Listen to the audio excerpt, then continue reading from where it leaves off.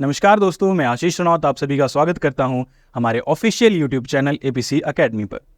दोस्तों 23 जुलाई 2024 को निर्मला सीतारमण जी द्वारा, जो हमारे फाइनेंस मिनिस्टर हैं, यूनियन बजट को पेश किया गया पार्लियामेंट में। दोस्तों उन्होंने 4 मेजर पॉइंट पे फोकस किया है, पुअर्स, वुमेन, फार्मर्स और यूथ, और साथ में उन्होंने कहा है कि हम इस यूनियन बजट में खास ध्यान देंगे मिडिल क्लास फैमिलीज पर। बट जब हम कहीं ना कहीं देखते हैं, पूरे यूनियन बजट में टैक्सेस सिस्टम को बढ़ाया ही गया है, और साथ में उन्होंने लॉन्ग टर्म गेन और शॉर्ट टर्म गेन को भी बढ़ाया है, जिसमें लॉन्ग टर्म गेन को उन्होंने 2.5% से बढ़ा दिया और शॉर्ट टर्म गेन को 5% से बढ़ाया। पूरे बजट में कि सिर्फ एक चीज कम की है, एक्साइज ड्यूटी बहुत सारे प्रोडक्ट्स के ऊपर, जैसे इलेक्ट्रॉनिक डिवाइसेस, और उसमें मेन रह जाते हैं हमारे गोल्ड और प्लेटिनम। उसमें लगभग गोल्ड की 6% कम किया गया है एक्साइज ड्यूटी को। अब इससे क्या होगा, गोल्ड के प्राइस कम होंगे और लोग ज्यादा से ज्यादा मोटिवेट होंगे गोल्ड खरीदने के लिए। अब जब ज्यादा से ज्यादा गोल्ड क्या होगा, देश में आएगा, मतलब डॉलर करेंसी देश से बाहर जाएगी। उससे क्या होगा कि हमारा जो रुपया है उसकी इंटरनेशनल वैल्यू बहुत ज्यादा कम हो जाएगी, या बोल सकते हैं कि हमारा रुपया वीक होगा। बट लोग क्या समझेंगे इससे कि अगर गोल्ड की वैल्यू कम हुई है तो कम से कम लोगों का इतना तो फायदा होगा। बट जब हम पूरे सिनेरियो को समझेंगे तो हम देखेंगे कि इसमें भी सरकार का ही फायदा है। इस पॉइंट को वीडियो के अंत में समझेंगे, तो आप वीडियो के अंत तक बने रहना। तो चलिए वीडियो शुरू करते हैं और समझते हैं यूनियन बजट 2024-25 को। तो वीडियो शुरू करने से पहले आप सभी लोगों के लिए एक अपडेट है। हमारी एकेडमी में एचपी पुलिस, पटवारी, टीजीटी कमीशन, एचपी टेट के न्यू बैचेस स्टार्ट हो चुके हैं। इंटरेस्टेड स्टूडेंट हमारे दिए गए नंबर पे हमें कांटेक्ट कर सकते हैं और खुद को अवेल कर सकते हैं डेमो क्लासेस के लिए। चलिए वीडियो शुरू करते हैं। तो फर्स्ट है इसमें, what are the constitutional provision to the related to the budget. तो आर्टिकल 112 से 117 डील करता है हमारा प्रोसीजर इन फाइनेंशियल मैटर। तो देखो, बजट एक वर्ड कहीं भी हमारे संविधान में यूज नहीं किया गया, इसकी जगह यूज किया गया है एनुअल फाइनेंशियल स्टेटमेंट। तो बजट हम अपने कन्वीनियंट के हिसाब से यूज कर लेते हैं, बट हमारे संविधान में बजट को बोला जाता है, जो एक्चुअल है वो है एनुअल फाइनेंशियल स्टेटमेंट। ठीक है, तो इसमें जो आर्टिकल 112 है वो कहता है कि बजट या एनुअल फाइनेंशियल स्टेटमेंट को प्रेसिडेंट के सामने प्रेजेंट करना बहुत ज़रूरी होता है। इसमें आर्टिकल 114 बोलता है कि जो कंसोलिडेटेड फंड ऑफ इंडिया है उसमें से सरकार पार्लियामेंट की परमिशन के बिना एक पैसा भी नहीं खर्च सकती है। इसलिए सर जो भी हमारी करंट सरकार होती है वो एक एनुअल फाइनेंशियल स्टेटमेंट लाती है, बजट लाती है, फिर उसके अकॉर्डिंग वो पूरे साल में खर्चा करती है। Okay, who prepares the annual budget. तो एनुअल बजट हमारा प्रिपेयर किया जाता है फाइनेंस मिनिस्ट्री के द्वारा, जिसमें क्या है, एक डिपार्टमेंट होता है, डिपार्टमेंट ऑफ इकोनॉमिक अफेयर में बजट डिवीजन होता है। बजट डिवीजन इस पूरे बजट को प्रिपेयर करता है और लगभग 1 साल से ज़्यादा टाइम लगता है बजट को प्रिपेयर करने के लिए। तो अगर अभी बजट पेश हो रहा है तो उसका काम पिछले साल अक्टूबर या सितंबर में शुरू हो चुका होगा। फिर फाइनली उसको प्रेजेंट किया जाता है पार्लियामेंट में। पार्लियामेंट में प्रेजेंट करने से पहले उसको प्रेजेंट किया जाता है जो हमारे करंट प्रेसिडेंट होता है, अभी कौन है, द्रौपदी मुर्मू। फिर वो उनको गुड लक विश करते हैं, फाइनेंस मिनिस्टर को, विद कर्ड एंड शुगर, उनको दही और चीनी खिलाकर उनको गुड लक विश करते हैं। फिर उसको पेश किया जाता है कैबिनेट के सामने और कैबिनेट उसको फिर अप्रूव करता है। देन फाइनली वो बजट पेश किया जाता है, एनुअल फाइनेंशियल स्टेटमेंट पेश की जाती है पार्लियामेंट में। देखो, पहले क्या होता था कि एक बैग होता था, बैग के अंदर वो पूरा बजट होता है, बट अब क्या है, अब डिजिटलाइज हो जाता है, तो अभी टैब यूज होता है, टैब में ही सारे बजट को फिर टैब की सहायता से पेश किया जाता है। अब देखो, एक है interim budget and full budget. तो इंटरिम बजट उस साल में पेश किया जाता है जब इलेक्शन होने होते हैं।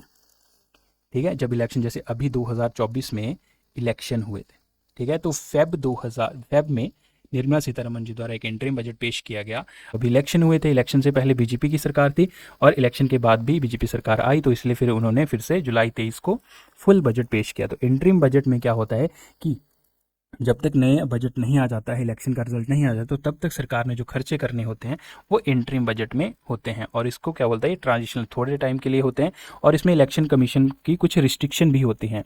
वहीं पे इंटरिम बजट को वोट ऑन अकाउंट भी बोलते हैं। अगर 31 मार्च तक सरकार बजट नहीं बना पाती है तो उसके बाद वहाँ पे वोट ऑन अकाउंट के आधार पर वो सरकार से, मतलब वो सरकार पार्लियामेंट से खर्चा मांग सकती है कि जो सरकार ने खर्चा करना है, जब तक नया बजट नहीं आ जाता है तो वो डेली बेसिस पे भी सरकार वहाँ से वोट ऑन अकाउंट के आधार पर खर्चा मांग सकती है। और इसमें आर्टिकल 116 के में इसका सारा प्रावधान दिया गया है वोट ऑन अकाउंट का। ठीक है, तो नेक्स्ट है कि कौन से फाइनेंस मिनिस्टर ने सबसे ज़्यादा बार बजट को पेश किया। तो ये बहुत इंपॉर्टेंट क्वेश्चन भी बन जाता है। मुरारजी देसाई ने 10 बार किया, फिर पी चिदम्बरम ने 9 बार, प्रणब मुखर्जी ने 10 बार, सी डी देशमुख 7 बार। अगर current finance minister Sitharaman ji की बात करें तो 5 वो ऑलरेडी कर चुकी हैं, एक उन्होंने इंटरिम बजट किया, एक अभी इन्होंने 23 जुलाई को एक और बजट पेश किया। तो 7 बार तो ऑलरेडी हो चुके हैं, तो तीसरे स्थान पर ये आ चुके हैं। अगर अगले 5 सालों तक बीजेपी सरकार रहती है और निर्मला सीतारमण जी ही हमारी फाइनेंस मिनिस्टर रहती हैं, तो वो ऑब्वियस सी बात है, दिखती सी बात है, वो मोरारजी देसाई जी के रिकॉर्ड को तोड़ देंगी। अब है कि किसने सबसे लॉन्गेस्ट स्पीच दी थी, एक टाइम के हिसाब से, एक वर्ड के हिसाब से। तो वर्ड के हिसाब से मनमोहन सिंह जी ने 1919 में, जहाँ पे कौन से रिफॉर्म हुए थे, एलपीजी रिफॉर्म्स हुए थे, जो एक रेवोल्यूशनरी बजट था, तो उसमें उन्होंने लॉन्गेस्ट स्पीच दी थी और उसमें 18,650 वर्ड से, ठीक है, इन टर्म्स ऑफ वर्ड। और longest speech in terms of time लगभग 2 घंटे 40 मिनट को निर्मला सीतारमण जी ने यूनियन बजट 2020 में स्पीच दी थी। नेक्स्ट है कि मेन फोकस। देखो ये बहुत इंपॉर्टेंट हो जाता है कभी बजट शुरू करने से पहले, सबसे पहले उन पॉइंट्स को हाईलाइट किया जाता है जिसमें पूरे बजट पर फोकस रहता है। तो जब इस बार की स्पीच निर्मला सीतारमण जी ने शुरू की, जो उनकी कौन सी थी, 7th कॉन्सिक्यूटिव बजट था, तो उसमें उन्होंने सबसे पहले फोकस किया, जो 4 पॉइंट थे, 4 कास्ट पे फोकस किया, पुअर लोगों पे, वुमेन्स पे, यूथ पे और फार्मर के। The budget highlighting the plan to increase the government spending, government spend ज़्यादा इंक्रीज करेगी लास्ट ईयर के मुकाबले, और generation jobs and offering middle class. देखते हैं अब मिडिल क्लास को कितना रिलीफ मिला है और कितनी जॉब्स जनरेट हुई हैं। इसमें नेक्स्ट है बिग बोनस। ओके, ये एक बहुत बड़ी चीज़ थी इस साल के बजट में, क्योंकि देखो बीजेपी जो थी वो 2024 के लोकसभा इलेक्शन में पूर्ण बहुमत में नहीं जीत पाई। तो उनको सत्ता में बने रहने के लिए दो पार्टी का बहुत ज़्यादा सपोर्ट, मतलब दो पार्टी का सपोर्ट बहुत ज़्यादा इंपॉर्टेंट हो जाता है। एक नीतीश कुमार जी की जनता दल और चंद्रबाबू नायडू जी की टीडीपी।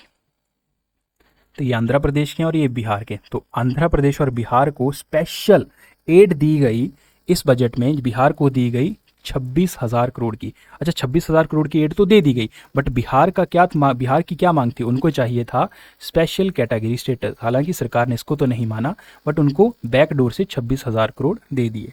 अब बोला तो ये किया है कि उनको रोड प्रोजेक्ट बिहार में, मतलब ओवरऑल बिहार की डेवलपमेंट के लिए उनको 26,000 करोड़ दिए गए। इससे क्या होगा, उनकी इकोनॉमी बूस्ट होगी और वो आगे बढ़ेंगे। नेक्स्ट है कि 15,000 करोड़ दिए गए आंध्र प्रदेश को। क्यों दिए गए, क्योंकि आंध्र प्रदेश और तेलंगाना अलग हुए थे। अब तेलंगाना, और पहले क्या होती थी, उनकी कैपिटल होती थी हैदराबाद, वो चली गई अब तेलंगाना के बाद। तो आंध्र प्रदेश को क्या चाहिए, कैपिटल चाहिए थी जो थी अमरावती। तो उसकी डेवलपमेंट के लिए 15,000 करोड़ इस बजट में डायरेक्ट दे दिए गए आंध्र प्रदेश सरकार को। चलिए नेक्स्ट है, okay, 9 priorities of budget for विकसित भारत। तो पूरे बजट में 9 ऐसी फील्ड थी जिनको प्रायोरिटी दी गई थी, जिसमें एक manufacturing service, urban development, inclusive human resource on social justice, energy security, employment skilling, innovation, research and development, productivity and resilience in agriculture and next generation. चलो बारी बारी से इनको पढ़ते हैं। सबसे पहले है हमारे पास productivity and resilience in agriculture. देखो इसको पॉज करके आप पढ़ लेना, मैं मेन पॉइंट आपको पढ़ाऊंगा। सबसे पहले ट्रांसफॉर्मिंग एग्रीकल्चर रिसर्चेज, ठीक है। तो एग्रीकल्चर रिसर्च को ट्रांसफॉर्म करने के लिए मतलब ऐसा होगा कि रिसर्च में हम क्या थे कि बहुत कम पैसा खर्च करते थे, ठीक है। तो अब रिसर्च में क्या होगा, एग्रीकल्चर की फील्ड में रिसर्च की जाएगी और क्लाइमेट रेजिलेंट वेराइटीज़ को डेवलप किया जाएगा। जैसे अभी क्या हो रहा है कि क्लाइमेट चेंज हो रहा है, तो उसके अकॉर्डिंग जो हाई यील्ड सीड्स की क्वालिटी होगी उनको बढ़ाया जाएगा। नेक्स्ट है कि कोऑपरेटिव जो पॉलिसी या कोऑपरेटिव सोसाइटी थी उन के ऊपर काम किया जाएगा। आत्मनिर्भरता पर काम किया जाएगा। पहले क्या होता है कि जो ऑयल सीड्स होते थे, मस्टर्ड्स, ग्राउंडनट, सीजम, सोयाबीन, इनको कहते हैं बहुत बड़ी मात्रा में बाहर से क्या किया जाता था, इंपोर्ट किया जाता था। बट अब इस बजट में फोकस किया जाएगा आत्मनिर्भरता पर। यही वही है, रिलीज ए न्यू वैराइटीज। हमने ऊपर भी डिस्कस किया कि 109 new high yielding varieties climate change के अकॉर्डिंग उनको डेवलप किया जाएगा। और 32 fields horticulture crop will be release on the cultivation by farmers. Next है इसमें कि नेचुरल फार्मिंग पे 1 करोड़ फार्मर्स को मोटिवेट किया जाएगा और उनको बोला जाएगा कि अगले 2 सालों के लिए वो खुद को क्या करें, उसमें सर्टिफाइड करें और नेचुरल फार्मिंग को प्रमोट करें। नेक्स्ट है श्रिम्प प्रोडक्शन एंड एक्सपोर्ट, की जो फिशिंग है उसके एक्सपोर्ट को भी बढ़ाया जाएगा, उस पर फोकस किया जाएगा। Digital public infrastructure, DPI coverage, farmer के जो लैंड्स है उनको डिजिटलाइज किया जाएगा। डिजिटल क्रॉप सर्वे किया जाएगा जिसमें 400 डिस्ट्रिक्ट्स आएंगी और इंश्योर्स किया जाएगा ऑफ जन समार्थ बेस्ड किसान क्रेडिट कार्ड के ऊपर भी फोकस किया जाएगा इस बजट में। नेक्स्ट है, देखो एग्रीकल्चर की बात होगी, अब आएगी एम्प्लॉयमेंट एंड स्किलिंग, जो बहुत इंपॉर्टेंट से फोकस किया गया था इस बजट में। देखते हैं इस बजट में क्या क्या दिया गया है मोदी सरकार द्वारा। नेक्स्ट है कि देखो ये है पीएम पैकेज 3 स्कीम और एम्प्लॉयमेंट लिंक्ड इंसेंटिव के हिसाब से उनको क्या गए हैं, 3 स्कीम दी गई हैं। तो इसमें पहली स्कीम थी कि जो भी नए लोग हैं जो क्या हैं, जॉब में एंटर हो रहे हैं अभी अभी, उनको सरकार 15,000 रुपये तक देगी और ये 3 इंस्टॉलमेंट में दिया जाएगा। ठीक है। Expected to be benefit 210 lakh, मतलब 2 करोड़ 10 लाख लोगों को, मतलब यूथ्स को इसमें फायदा होगा। ये थी scheme A. Scheme B, job creation in manufacturing. देखो मैन्युफैक्चर सेक्टर में क्या होता है, एक एम्प्लॉय होगा, एक एम्प्लॉयर होगा, तो उसमें लोगों की संख्या को बढ़ाने के लिए, लोगों को मोटिवेट करने के लिए मोदी सरकार ने क्या किया, link the first time employ, जो फर्स्ट टाइम क्या है, जो इस मैन्युफैक्चरिंग सेक्टर में जुड़ रहे हैं लोग, इंसेंटिव टू बोथ एम्प्लॉय, जो जॉब कर रहा है और ये जो जॉब दे रहा है, उन दोनों को इंसेंटिव दिया जाएगा ईपीएफओ की फॉर्म में अगले 4 सालों के लिए, और इससे लगभग 30 लाख लोगों को फायदा हो गया। आप बोल सकते हैं 30 लाख यूथ्स को फायदा होगा। नेक्स्ट है कि government will reimburse the EPFO contribute of employers. जो एम्प्लॉयर्स जो कंट्रीब्यूट करेंगे ईपीएफओ में, जो सरकार है उनको रिम्बर्स कर देगी अगले 2 सालों के लिए, और इसकी वजह से 50 लाख नई जॉब्स जनरेट होंगी। तो ये तो हो गई पीएम पैकेज की जो 3 स्कीम थी। अब पीएम पैकेज में जो चौथी स्कीम है वो है कि 20 लाख यूथ स्किल्ड होंगे अगले 5 सालों में, 20 लाख यूथ, और 1000 जो आईटीआई इंस्टीट्यूट हैं, हमारे इंडस्ट्रियल ट्रेनिंग इंस्टीट्यूट हैं, उनको अपग्रेड किया जाएगा रिक्वायरमेंट के हिसाब से। नेक्स्ट है कि जो कोर्स कंटेंट होता है आईटीआईज में, उसको जो इंडस्ट्री में नीड है और जो स्किल चाहिए इंडस्ट्री में, उसके अकॉर्डिंग उस कोर्स को डिज़ाइन किया जाएगा। यहाँ पे इंपॉर्टेंट क्या है हमारे लिए कि 1000 इंडस्ट्रियल ट्रेनिंग इंस्टीट्यूट, और अगले 5 साल में लगभग 20 लाख लोग क्या होंगे, स्किल्ड होंगे, और यहाँ पर 15,000 की एड दी जाएगी। 3 इंस्टॉलमेंट है जो नए ज्वाइनिंग होंगे जॉब सेक्टर में। नेक्स्ट है इंटर्नशिप प्रोग्राम। देखो ये बहुत ही चर्चा वाला एक टॉपिक था इस पूरे बजट में, इंटर्नशिप अपॉर्चुनिटी।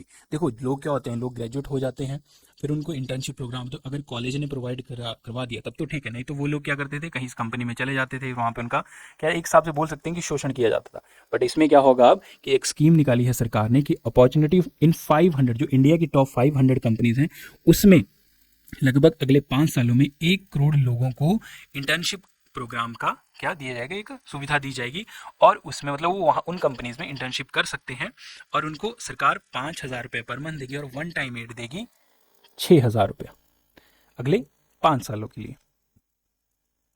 इसमें नेक्स्ट है inclusive resource and development of social industry. देखो इस पूरे एक फील्ड में एक पूर्वोदय योजना ही ये बहुत इंपॉर्टेंट हो जाती है, और एक है Indian post payment bank.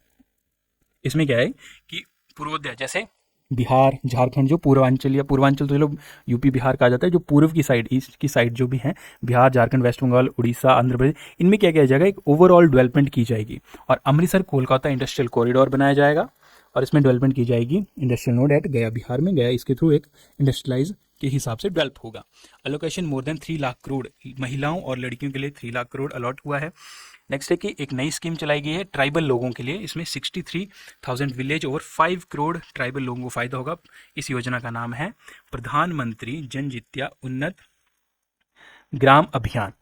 Next है कि देखो अभी इंडियन पोस्ट पेमेंट बैंक बहुत हाईलाइट हुआ है कुछ सालों में, और ये पूरे इंडिया में इसने बहुत अच्छा काम किया है, बट नॉर्थ ईस्ट में इसके बहुत कम ब्रांचेस हैं, तो इस बजट में फोकस किया जाए कि नॉर्थ ईस्ट इंडिया में इसकी 100 ब्रांचेस और खुली जाएं।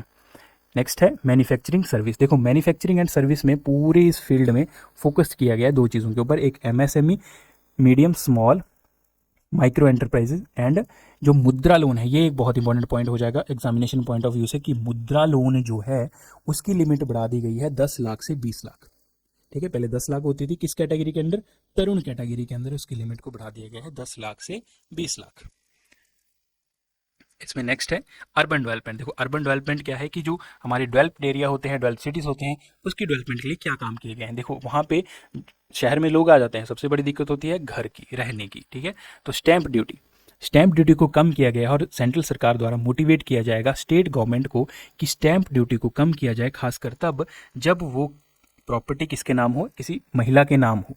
ठीक है, नेक्स्ट है स्ट्रीट मार्केट में 100 वीकली हट्स को खोला जाएगा, बल हब्स इन सिलेक्टेड सिटी में खोला जाएगा। नेक्स्ट ट्रांजिट ओरिएंट डेवलपमेंट, मतलब किसी जो सिटीज़ हैं, जैसे 30 लाख से ऊपर 14 सिटी को सिलेक्ट किए गए, उसमें ट्रांसपोर्ट की जो व्यवस्था है उसको और ज़्यादा उस पर काम किया जाएगा। जैसे ट्रांसपोर्ट में रेलवे आ गया, मतलब रेलवे में आप बोल सकते हैं कि जो हमारी मेट्रोज होती हैं, रोड कंस्ट्रक्शन मेट्रोज, वहाँ पे इलेक्ट्रिक बसेस, उन सभी सेक्टर्स के ऊपर काम किया जाएगा। नेक्स्ट वाटर मैनेजमेंट को प्रमोट किया जाएगा कि सिटीज़ में over 100 large city through bankable projects, इसमें सरकार मोटिवेट करेगी बैंक को, उस पर लोन वगैरह दिया जाए। उसमें आएगा आपका solid waste management project, supply sewage, ये सारी चीज़ें आएंगी। नेक्स्ट हाउसिंग नीड्स, ये बहुत ज़्यादा इंपॉर्टेंट हो जाता है क्योंकि प्रधानमंत्री आवास योजना अर्बन 2.0, ठीक है। तो इसमें क्या होगा, 1 करोड़ अर्बन जो है उन लोगों को, urban and middle class families को फ़ायदा होगा। इसमें क्या होता है कि पक्का घर दिया जाता है उनको, तो इसमें 10 लाख करोड़ इन्वेस्ट करेगी सरकार और उनको एक अच्छा घर देने की इसमें बात की गई है। नेक्स्ट है एनर्जी सिक्योरिटी। देखो एनर्जी सिक्योरिटी में दो चीज़ें इंपॉर्टेंट है, एक न्यूक्लियर एनर्जी और एक पावर सेक्टर। एनर्जी मतलब आप बोल सकते हैं इलेक्ट्रिसिटी, पावर, ठीक है। तो एनर्जी में, न्यूक्लियर एनर्जी में ऐसा होता था कि पहले जो भी न्यूक्लियर से रिलेटेड एनर्जी बनाई जाती, इलेक्ट्रिसिटी बनाई जाती थी, उस पर सिर्फ गवर्नमेंट ही काम करती थी, ठीक है। न्यूक्लियर एनर्जी में किसी भी प्राइवेट कंपनी को नहीं लाया जाता था, बट इस बजट में प्राइवेट कंपनी को भी इन्वॉल्व किया जाएगा और छोटे छोटे न्यूक्लियर पावर प्लांट लगाए जाएंगे जिससे ज़्यादा खतरा भी नहीं होगा। नेक्स्ट है कि AUSC थर्मल पावर प्लांट, इसमें ज्वाइंट वेंचर होगा NTPC और BHEL का, ठीक है। सेटअप 800 मेगावाट कमर्शियल प्लांट बनाए जाएंगे।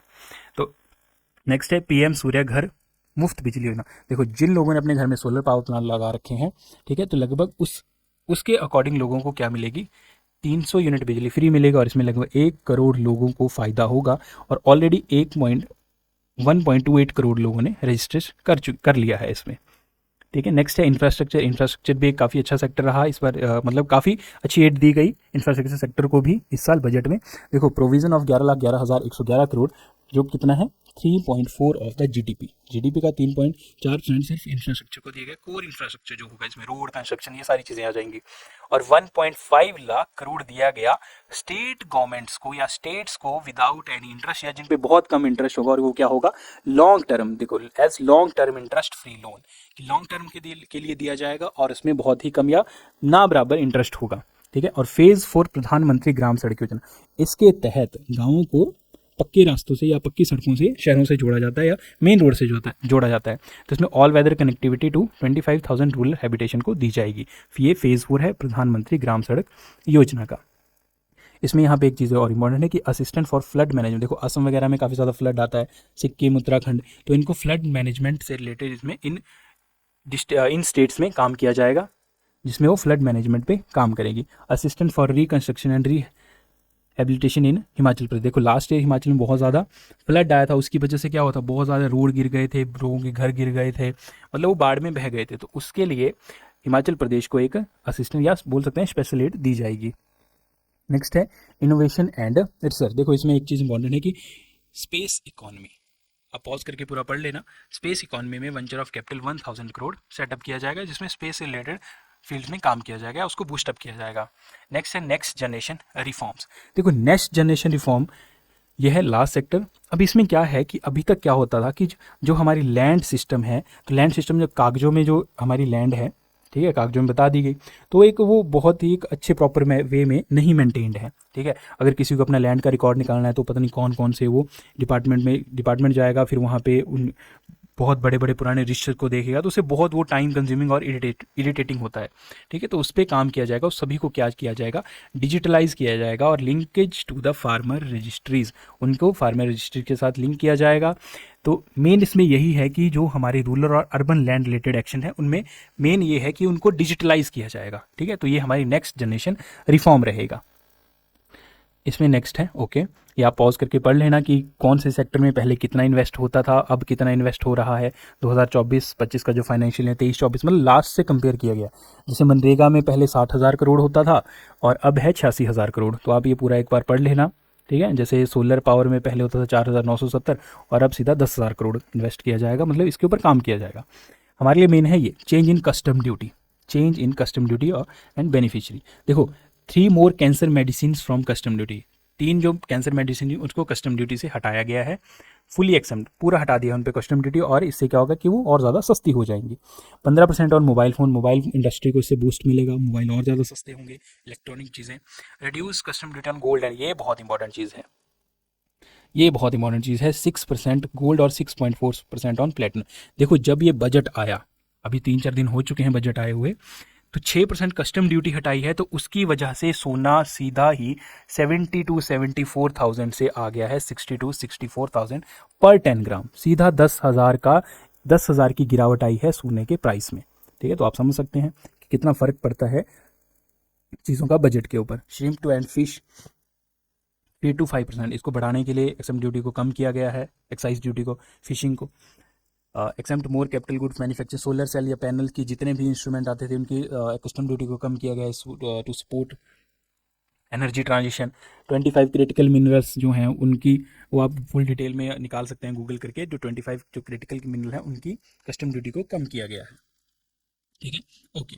अभी तक क्या था कि जो सरकार ने चीज़ें बजट में की है कि सरकार जो है पूरे जीडीपी का कितना पैसा कहाँ कहाँ पे खर्च करेगा। ठीक है, या जितना कंसोलिडेटेड फंड ऑफ इंडिया में चीज़ें हैं, मतलब जितना कंसोलिडेटेड फंड ऑफ इंडिया के पास फंड है, उस पैसे को सरकार अगले आने वाले साल में कहाँ कहाँ खर्च करेगी। अब है कि सरकार कमाती कहाँ से है और कितना कितना कहाँ खर्च करती है। ठीक है, तो देखो, अगर सरकार यहाँ पे रुपये में अगर सरकार 100 रुपया कमा रही है, बहुत इंटरेस्टिंग चीज़ है, समझने की कोशिश करना। अगर सरकार 100 रुपया कमा रही है तो 27 रुपया वो कमाती है लोन्स और लाइबिलिटी से। ठीक है, 19 रुपया कमाती है वो इनकम, डायरेक्ट इनकम टैक्स जो होता है 18%, उसके बाद 18% जीएसटी एंड अदर टैक्सेस से कमाती है। नेक्स्ट 17 रुपये या 17%, 17 रुपये बोलो कि वो कॉर्पोरेट टैक्स से कमाती है। ठीक है, उसके बाद यूनियन एक्साइज ड्यूटी जो है वहाँ से 5 रुपये, नॉन टैक्स से कमाते 9 रुपये, नॉन डेबिट से 1% और कस्टम ड्यूटी से 4%। अब उस 100 रुपये को सरकार कहाँ कहाँ कितना कितना खर्च करेगी। ठीक है, तो सबसे ज़्यादा जो पोर्शन है 100 रुपये का वो जाता है state share of taxes and duties, state के पास जाता है। पूरा सरकार क्या करती है, पूरी स्टेट को बांट देती है। नेक्स्ट जो है इंटरेस्ट पेमेंट में, कि सरकार ने जो लोन लिए होते हैं उनके इंटरेस्ट में 19 रुपये खर्च करती है। उसके बाद खर्च करती है वो सेंट्रल सेक्टर स्कीम जो होती हैं उनके ऊपर खर्च करती है, जिसमें एक्सक्लूड है डिफेंस एंड सब्सिडी। सब्सिडी को अलग से 6% मतलब या 6 रुपये, डिफेंस पे 8 रुपया, फाइनेंस कमीशन एंड अदर पे 9 रुपया, सेंट्रली स्पॉन्सर जो स्कीम होते हैं उस पर 8 रुपये, और अदर एक्सपेंडिचर 9 रुपया, और पेंशन पे वो खर्च करती है सरकार 4 रुपया। तो ये पूरा 100 रुपया हो गया कि कहाँ से कितना कमाया और कहाँ पे कितना खर्च किया। चलो नेक्स्ट है, okay, fiscal deficit. Fiscal deficit समझने से पहले आपको ये चीज़ें समझनी होगी कि रेवेन्यू रिसिप्ट क्या होती है, कैपिटल रिसिप्ट क्या होती है, रेवेन्यू एक्सपेंडिचर क्या होता है, कैपिटल एक्सपेंडिचर क्या होता है। देखो, रेवेन्यू रिसिप्ट वो होते हैं जो सरकार ने पैसा कमाया होता है और उस पर सरकार की कोई भी देनदारी नहीं होती है। जैसे मैं कहीं पे जॉब कर रहा हूँ, मैंने 1 महीना काम किया और मुझे सैलरी मिली।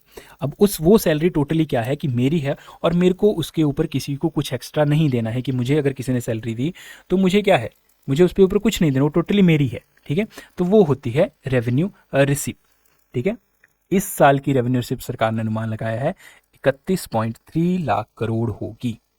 ठीक है, और कैपिटल रिसिप्ट में क्या होता है कि जहां पे ये सरकार की वो आमदनी होती है जहां पे सरकार की देनदारी होती है। जैसे मैंने कहीं से लोन लिया, ठीक है, तो मुझे उस पर इंटरेस्ट भी देना पड़ेगा। ठीक है, तो यहाँ पे भी वही चीज़ होती है कि मेरे पास कोई एसेट है, मैंने वो बेच दिया। ठीक है, तो मेरे इनकम तो होगी, बट मेरा क्या हुआ, एसेट भी एक कम हुआ। जैसे सरकार क्या करती है, पैसा कमाने के लिए कई बार सरकारी कंपनी होती है उसको बेच देती है, सेल कर देती है, तो सरकार के पास पैसा तो आ गया बट साथ में उसका एक एसेट चला गया जो उसको बाद में फ्यूचर में पैसा रिटर्न करके दे सकता था। और दूसरा हो गया लोन। ठीक है, लोन अगर कहीं से लेते हैं तो ऑब्वियस बात है उस पर इंटरेस्ट देना पड़ता है। ठीक है, तो वो होता है हमारा कैपिटल रिसिप्ट। वहीं पे जो रेवेन्यू एक्सपेंडिचर होता है वो होता है कि जहाँ पे सरकार ने पैसा खर्च किया वहाँ से उसको रिटर्न में कुछ भी नहीं मिलेगा। फॉर एग्जांपल, उसने अपने कर्मचारियों को सैलरी दे दी, पेंशन दे दी, ठीक है, और स्कॉलरशिप दे दी बच्चों को, तो वहाँ से उसको रिटर्न में कुछ नहीं मिला, तो वो होता है हमारा रेवेन्यू एक्सपेंडिचर। तो इस साल का रेवेन्यू एक्सपेंडिचर सरकार ने अनुमान लगाया है 37.1 लाख करोड़ होगा। और वहीं पे इफेक्टिव कैपिटल एक्सपेंडिचर क्या होता है, देखो, इफेक्टिव कैपिटल एक्सपेंडिचर वो होता है जब सरकार कहीं पे अगर पैसा खर्च करती है तो वहाँ से सरकार को क्या होगा, रेवेन्यू जनरेट होगा। ठीक है, फॉर एग्जांपल सरकार ने एक रोड बनाया, अब रोड बना दिया तो रोड पे सरकार जब गाड़ी चलेगी उस पर क्या लगाएगी, रोड टैक्स, टोल टैक्स लगाएगी, तो वहाँ से सरकार को क्या है, आमदनी है, तो वो होता है हमारा इफेक्टिव कैपिटल एक्सपेंडिचर। तो आई होप आपको ये समझ आ गया होगा। और इसलिए बोला भी जाता है कि जो अच्छी डेवलपिंग नेशन होती हैं उनकी रेवेन्यू रिसिप्ट जो होती है वो मतलब वो कभी भी रेवेन्यू एक्सपेंडिचर से कम नहीं होती है। बट यहाँ पे देखो लगभग 6 लाख करोड़ का फर्क है। ठीक है, यहाँ पे रेवेन्यू एक्सपेंडिचर कितना है, 37 लाख करोड़, और यहाँ पे 31 लाख करोड़ लगभग, तो यहाँ पे 6 लाख करोड़ का फर्क है। ठीक है, जो जितना डेवलपिंग नेशन होता है उसकी जो ये इन दोनों का डिफरेंस है वो बहुत ज़्यादा कम होता है। ठीक है, तो अब है बात फिस्कल डेफिसिट। अब फिस्कल डेफिसिट को समझने से पहले हमें बजट डेफिसिट भी समझना पड़ेगा। ठीक है, चलो इसको समझते हैं। सबसे पहले समझते हैं बजट डेफिसिट को। ठीक है, मान लो सरकार की रेवेन्यू रिसिप्ट है, ठीक है, जहाँ से पैसा कमा रहे, एक कैपिटल रिसिप्ट है, ठीक है, और एक है कि कितना खर्चा कर, revenue expenditure and effective capital expenditure. अब देखो, रेवेन्यू रिसिप्ट तो मैंने आपको बता दी, जहाँ पे सरकार की कोई देनदारी नहीं होती है, तो कमाया 100 रुपया। कैपिटल रिसिप्ट से भी वो कमा रही है 100 रुपया, ठीक है, बट टोटल कितना हो गया। अब कैपिटल रिसिप्ट भी क्या होती है, दो टाइप में होती है। एक होता है आपका लोन, लोन से कमा लिया उसने 50 रुपया, मान लो उसने 50 रुपया, सॉरी उसने 50 रुपया लोन से कमा लिया, ठीक है, उसने 50 रुपया लोन से कमा और 50 रुपया कोई एसेट बेच दिया, तो टोटल आ गया 200 रुपया, ठीक है। अब रेवेन्यू एक्सपेंडिचर, मान लो कि उसने 150 रुपया खर्च किया, जहाँ पे उसकी कोई मतलब जहाँ से सरकार को कोई रिटर्न नहीं आएगा, और इफेक्टिव कैपिटल एक्सपेंडिचर पे भी उसने क्या किया, 150 रुपये खर्च किया, जहाँ से सरकार को क्या आता है, मतलब खर्चा करने के बाद उसको वहाँ से रेवेन्यू जनरेट होता है। तो टोटल एक्सपेंडिचर कितना हो गया, 300, और टोटल हमारे पास जो रेवेन्यू हो गया वो हो गया 200, ठीक है। तो 200 माइनस 300 या 300 माइनस 200 कर लो, तो टोटल आ गया 100। तो हमारा जो बजट डेफिसिट हो गया वो हो गया 100 रुपये, ठीक है। अब वहीं पे अगर मैं बात करूं आपकी फिस्कल डेफिसिट की, ठीक है, फिस्कल डेफिसिट, तो अब देखो फिस्कल डेफिसिट क्या होता है, इसको रेज कर देता हूँ। फिस्कल डेफिसिट में चीज़ें वैसे ही रहती हैं, बट यहाँ पे एक्सक्लूड हो जाता है लोन, जो लोन है वो एक्सक्लूड हो जाएगा उसकी इनकम में से, ठीक है। तो यहाँ पे टोटल इनकम में से अगर हमने क्या कर दिया, एक्सक्लूड कर दिया लोन को, तो -50, तो टोटल इनकम हो गई 150 और टोटल एक्सपेंडिचर हो गया 300। तो अगर 300 में से 150 माइनस करें तो हमारे पास आता है 150, और यहाँ पे हमारा फिस्कल डेफिसिट कितना बन गया, 150, ठीक है। तो आई होप आपको ये चीज़ें समझ आ गई होंगी। अब देखो इस साल का फिस्कल डेफिसिट रहने वाला है, उन्होंने कितना एक्सपेक्ट किया है, 4.9%, और एंड ईयर तक वो 4.5% तक गिर सकता है, ऐसा सरकार ने बोला है। अब देखो इस आंकड़े की बात करें तो ये बहुत अच्छा आंकड़ा है, क्योंकि जब हमारे यहाँ पे कोविड आया था तो उस टाइम इंडिया का कैपिटल या इंडिया का जो फिस्कल डेफिसिट, हमारे देश को फिस्कल डेफिसिट हो गया था, वो हो गया था लगभग 9% के आसपास।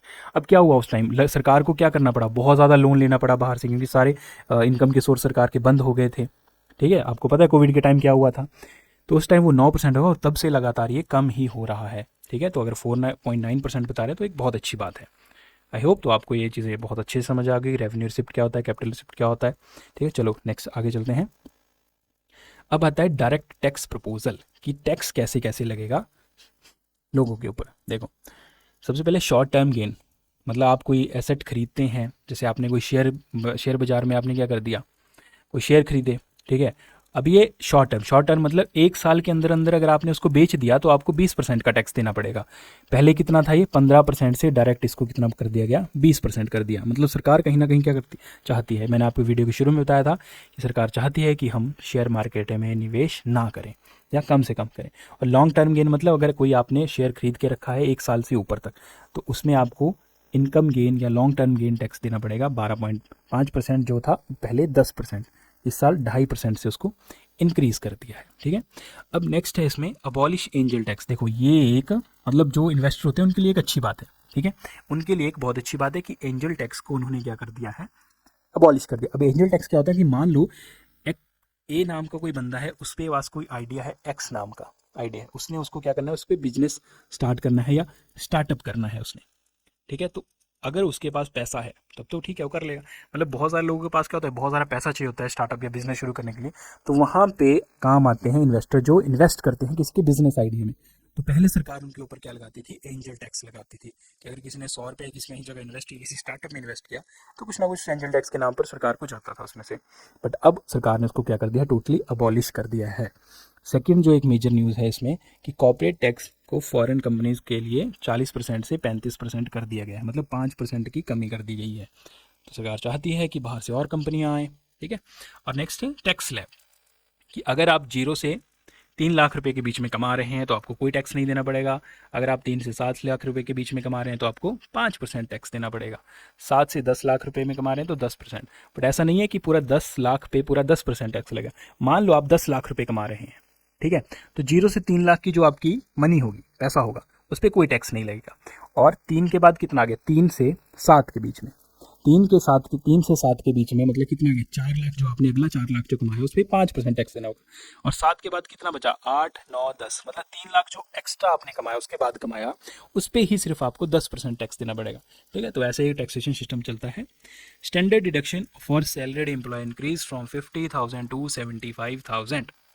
ठीक है, इसको 25,000 से बढ़ा दिया। और deduction on family pensioner increase from 15 to 25,000, उसको 25,000 से बढ़ा दी, मतलब 10,000 से बढ़ा दिया, उसको 25,000 कर दिया है। चलो जी, तो ये था पूरा डायरेक्ट टैक्स का सिस्टम। आई होप आपको ये समझ आ गया होगा। अब मैंने वीडियो के शुरू में आपसे एक बात की थी कि गोल्ड की कस्टम ड्यूटी को 6% से गिरा दिया है सरकार ने, ये कम कर दिया है। मैंने, अब कई लोग तो सोच रहे होंगे ठीक है, सोना क्या हो गया, सस्ता हो गया। जो 62,000 था, मतलब जो 72 या 74,000 था, वो कितना हो गया, 62,000 पर 10 ग्राम सोने की वैल्यू होगी। ठीक है, लोगों के लिए, लोग सोच रहे हैं फ़ायदा है, जो अभी खरीद रहे हैं उनके लिए फ़ायदा है। बट कुछ टाइम पहले आपने एक चीज़ सुनी होगी, SGB, सोवरेन गोल्ड बॉन्ड। सरकार क्या बोलती थी कि आप फिजिकल गोल्ड मत खरीदिए, ठीक है, फिजिकल गोल्ड मत खरीदिए, आप डिजिटल गोल्ड मत खरीदिए, आप क्या करिए, गोल्ड में इन्वेस्ट, गोल्ड बॉन्ड में इन्वेस्ट करिए, सॉवरेन गोल्ड बॉन्ड में इन्वेस्ट करिए। हम क्या करेंगे, आपको जब आपने पैसा निकालना होगा, हम आपको उस पर रिटर्न देंगे जो करंट वैल्यू होगी गोल्ड की, और उसके ऊपर कुछ एक्स्ट्रा इंटरेस्ट भी देंगे। ये थी सरकार की एक स्कीम। बट अब कुछ सालों से गोल्ड का जो प्राइस था वो बहुत ज़्यादा क्या हो गया, हाई हो गया। अब जब सरकार को पैसा देने की बारी आई, ठीक है, लोगों ने अपना पैसा क्या किया, मांग की कि हमारा फ़ायदा हो गया है, तो सरकार ने क्या किया, गोल्ड की कस्टम ड्यूटी को कम किया और गोल्ड के प्राइस कम कर दिए। अब इससे क्या होगा कि जो इन्वेस्टर हैं उनको सरकार को कम पैसा देना पड़ेगा। तो बोला जा रहा है न्यूज़ के अकॉर्डिंग कि लगभग जो SGB सॉवरेन गोल्ड बॉन्ड के इन्वेस्टर्स हैं उनको लगभग 9,000 करोड़ का नुकसान हुआ है। तो मैंने आपको बताया था कि सरकार हमारे बारे में सोचती है, बट वो सबसे पहले अपने बारे में सोचती है कि हमें कैसे पैसा जनरेट होगा। ठीक है, तो ये पूरी वीडियो थी बजट की। आप बताएं अपने व्यूज़ कि आपको कैसी लगी वीडियो। आप बताएं कि आपको बजट में आपको लगता है कि मिडिल क्लास के लिए है या नहीं है। जो भी आपके रिव्यूज़ हैं, जो भी आप सोचते हैं बजट के बारे में, वो हमें कमेंट सेक्शन में ज़रूर बताएं। Thank you so much. ऐसी ही इन्फॉर्मेटिव वीडियोज़ के लिए हमें फॉलो करें, हमारे चैनल को सब्सक्राइब करें। Thank you so much.